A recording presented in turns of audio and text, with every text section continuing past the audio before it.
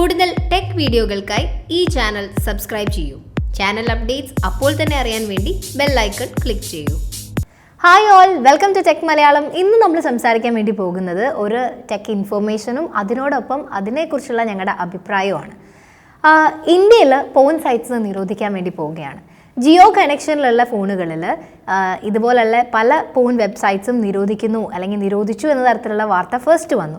അതിൻ്റെ പിന്നാലെ ജിയോനെ പിന്തുടർന്നുകൊണ്ട് Airtel, BSNL, Vodafone തുടങ്ങിയിട്ടുള്ള മെയിൻ സ്റ്റാൻഡിലുള്ള പല മൊബൈൽ സർവീസ് പ്രൊവൈഡേഴ്സും അവരുടെ കണക്ഷനിൽ ഇത്തരം പോൺ വെബ്സൈറ്റ്സ് നിരോധിക്കാൻ വേണ്ടി പോവുകയാണ് എന്നുള്ളത് അറിയിച്ചിട്ടുണ്ട്. അപ്പോൾ ആ ഒരു ഇൻഫർമേഷനെ കുറിച്ചാണ് നമ്മൾ സംസാരിക്കുന്നത്.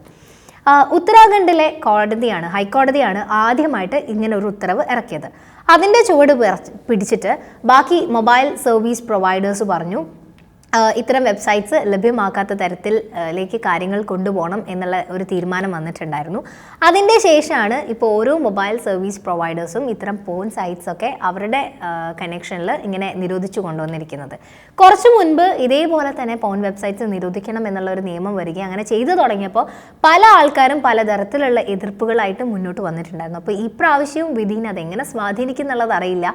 എങ്കിലും വളരെ നല്ല തീരുമാനമാണ് ഇത് എന്നതാണ് ഞങ്ങൾക്ക് പറയാനുള്ളത്. കാരണം കുട്ടികളിലുള്ള ഇപ്പം ഫസ്റ്റ് തിങ് കുട്ടികൾക്ക് ആക്സസ് ഉണ്ട് എന്നുള്ളതാണ്. സെക്കൻഡ്, പല ആൾക്കാരും ഇതിനെ എക്സാജറേറ്റ് ചെയ്ത് കാണുന്നു. ഇതിൻ്റെ ഒരു ഇൻഫ്ലുവൻസ് വളരെ കൂടുതലാണ്. ഇപ്പോൾ കുട്ടികളിലേക്ക് അത് എത്തുന്നു എന്നുള്ളതിൻ്റെ കാര്യം ഇപ്പോൾ എല്ലാവരുടെ കയ്യിലും സ്മാർട്ട് ഫോൺ ഉണ്ട്. കുഞ്ഞു കുട്ടികളുടെ കയ്യിൽ ഒരു ഫോൺ കൊടുത്തിട്ടുണ്ടെങ്കിൽ ലോക്ക് എന്താണെന്ന് മനസ്സിലാക്കിയിട്ടുണ്ടെങ്കിൽ അല്ലെങ്കിൽ അച്ഛൻ്റെ അമ്മയുടെ ഫോൺ എടുത്തിട്ട് ഇപ്പോൾ നെറ്റ് ആക്സസ് ചെയ്യാനും അല്ലെങ്കിൽ കണ്ടന്റിൽ കയറി എന്താണ് കണ്ടന്റ് നോക്കാനും യൂട്യൂബ് അല്ലെങ്കിൽ വേറെ ഏതെങ്കിലും സൈറ്റ്സ് ഇതൊക്കെ ഓപ്പൺ ചെയ്യാനും കുട്ടികൾക്ക് അറിയാം, അവരെ കൊണ്ട് സാധിക്കുകയും ചെയ്യും. അപ്പം ഇങ്ങനെ ഇത്രയും ടെക്നിക്കലി അഡ്വാൻസ്ഡ് ആയിട്ടുള്ള ഇത്രയും ടെക്നിക്കൽ നോളജ് ഉള്ള കുട്ടികളുടെ കയ്യിൽ ഇത്തരം ഫോണുകൾ എത്തുമ്പോൾ അല്ലെങ്കിൽ ഇങ്ങനത്തെ ഒരു കമ്പ്യൂട്ടർ, ലാപ്ടോപ്പ് അങ്ങനെ എന്തെങ്കിലും എത്തുന്ന സമയത്ത് ഇത്തരം ഇൻഫോർമേഷൻ അവർക്ക് ഈസിലി ആക്സസ് ചെയ്യാൻ പറ്റും. ഇപ്പോൾ എന്താണ് കറക്റ്റ് ഒരു സെക്ഷൽ എഡ്യൂക്കേഷൻ കൊടുക്കാൻ വേണ്ടിയിട്ട് നമ്മുടെ ഇന്ത്യൻ സിസ്റ്റത്തിന് ഇതുവരെ സാധിക്കാത്തത് കൊണ്ടും പല ആളുകൾ ഇതിനെ തെറ്റിദ്ധരിക്കും. ഇത്തരം വീഡിയോസിൽ കൂടുതലായിട്ട് കുട്ടികൾക്ക് നേരെയുള്ള അക്രമങ്ങളാണ് ആളുകൾ വാച്ച് ചെയ്യുന്നതെന്നും ഇങ്ങനത്തെ കാര്യങ്ങൾ കാണുമ്പോൾ അതൊക്കെ മറ്റുള്ളവരിൽ മീൻസ് ഇതിൻ്റെ ഔട്ട്കംസ് വളരെ വലുതാണ്. ഇത് സമൂഹത്തിൽ ഒരുപാട് ഇഷ്യൂസ് ഉണ്ടാക്കുന്നുണ്ട്. അപ്പോൾ കുട്ടികളെയും യുവാക്കളെയും വഴിതെറ്റിക്കുന്നു എന്ന കാരണം പറഞ്ഞിട്ടാണ് ഇങ്ങനൊരു ഉത്തരവുണ്ടായിരുന്നത്. അപ്പോൾ അതിൻ്റെ ബാലൻസ് ആയിട്ടാണ് ബാക്കിയുള്ള ആളുകൾ ഇത്തരം വീഡിയോസ് വേണ്ട അല്ലെങ്കിൽ ഇത്തരം സൈറ്റ്സ് നിരോധിക്കണം എന്നുള്ള തീരുമാനത്തിലേക്ക് എത്തിയിരിക്കുന്നത്. 857 സൈറ്റുകളാണ് ഇങ്ങനെ നിരോധിക്കാൻ വേണ്ടിയിട്ട് പരിഗണനയിൽ ഉണ്ടായിരുന്നത്. അതിൽ 30 സൈറ്റ്സ് ഇത്തരം സൈറ്റ്സ് അല്ല എന്ന് പറഞ്ഞിട്ട് ബാക്കി 827 സൈറ്റ്സിനെയാണ് ഇപ്പോൾ ഇന്ത്യയിൽ സൈബർ സ്പേസിൽ നിന്ന് അല്ലെങ്കിൽ ഇൻ്റർനെറ്റ് കണക്ഷനിൽ നിന്ന് ഇന്ത്യൻ രാജ്യത്തിൽ നിന്ന് ആളുകൾ ഉപയോഗിക്കുന്ന സമയത്ത് മൊബൈൽ സർവീസ് പ്രൊവൈഡേഴ്സ് കയറാൻ പറ്റാത്ത രീതിയിൽ ബാൻ ചെയ്തിരിക്കുന്നത്. ഇന്ത്യയല്ല ഇത്തരത്തിൽ പോൺ സൈറ്റ്സ്, അശ്ലീലമായിട്ടുള്ള വെബ്സൈറ്റ്സ് നിരോധിക്കുന്ന ആദ്യത്തെ രാജ്യം. പല രാജ്യങ്ങളും ഇങ്ങനത്തെ കാര്യങ്ങൾ ചെയ്യുന്നുണ്ട്. അവരുടെ ആ ഒരു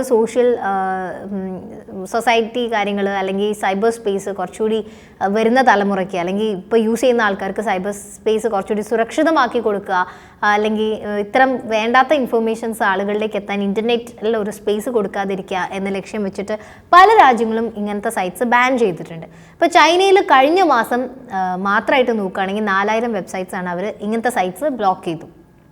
ടോട്ടൽ 22,000 സൈറ്റ്സ് ചൈനീസ് ആക്സസ് നിരോധിച്ചിട്ടുണ്ട്. അപ്പോൾ ഇന്ത്യയിൽ ഇതുപോലെ ചെയ്യാൻ കുറച്ച് ലേറ്റായി എന്നേ നമുക്ക് പറയാനുള്ളൂ.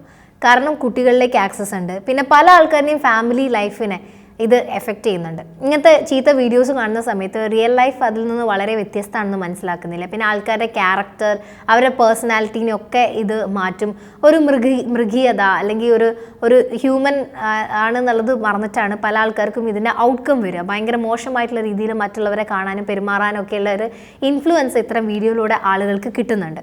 അതുകൊണ്ട് തന്നെ ഈ ഒരു നിയമം വന്നത് അല്ലെങ്കിൽ ഇങ്ങനെ സർവീസ് പ്രൊവൈഡേഴ്സ് ചെയ്തത് വളരെ നല്ല കാര്യമാണ് എന്ന് തന്നെയാണ് നമുക്ക് പറയാനുള്ളത്. കുറച്ച് ലേറ്റായി എന്നേ ഉള്ളൂ. ലൈംഗിക അതിക്രമങ്ങൾ തടയാൻ പോൺ സൈറ്റ്സ് മാത്രം നിരോധിച്ചാൽ പോരാ, ഇത്തരം മാഗസിൻസ് ഇപ്പോഴും അവൈലബിൾ ആയിട്ടുണ്ട്, അതുകൂടി നിരോധിക്കുക, നിയമങ്ങൾ കുറച്ചുകൂടി ശക്തമാക്കുക, ആളുകൾക്ക് എന്തെങ്കിലും ചെയ്യാൻ പേടി ഉണ്ടാകുന്ന തരത്തിലേക്ക് കാര്യങ്ങൾ കൊണ്ടുവരിക.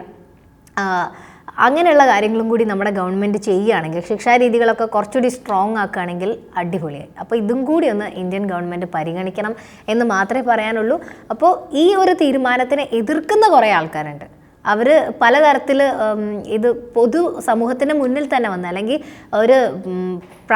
ഒരു മറഞ്ഞിരുന്നിട്ടല്ല, പുറത്ത് സോഷ്യലി തന്നെ ആരാണെന്ന് വെളിപ്പെടുത്തിക്കൊണ്ട് തന്നെ ഇത് വേണ്ടായിരുന്നു എന്ന അഭിപ്രായം തുറന്നു പറയുന്ന ആൾക്കാരുണ്ട്.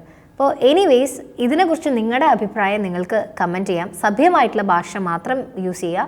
അപ്പോൾ സൈറ്റ്സ് നിരോധിച്ചത് വളരെ നന്നായി. ഇനി വരുന്ന തലമുറയ്ക്കെങ്കിലും കുറച്ചുകൂടി സേഫ് ആയിട്ടുള്ളൊരു സൈബർ സ്പേസ് കിട്ടട്ടെ എന്ന് ആശംസിക്കുകയാണ്. എനിവേയ്സ്, ഈ വീഡിയോ നമ്മൾ വൈൻഡപ്പ് ചെയ്യാണ്. മറ്റൊരു വീഡിയോയിൽ നമുക്ക് കാണാം. അതുവരെ